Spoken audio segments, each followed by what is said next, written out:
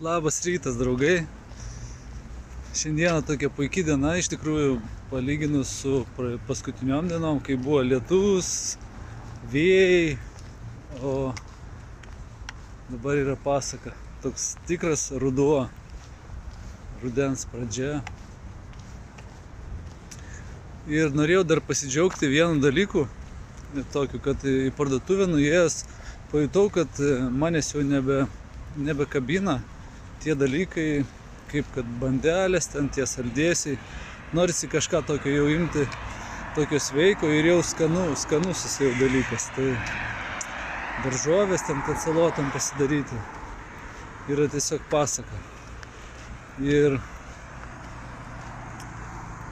pradedu suprasti, kiek yra svarbu teisinga mikroflorą užveisti žarnyne mūsų. Ten viskas ir prasideda iš tikrųjų, kad kaip ten viskas vyksta, tokia kokybė ir gyvenimo mūsų būna.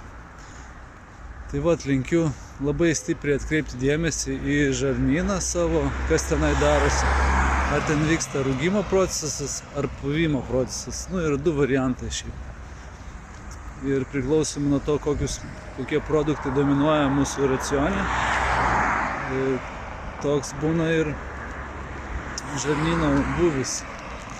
Tai visiems geros kloties, gero, sveiko, laimingo gyvenimo būdo.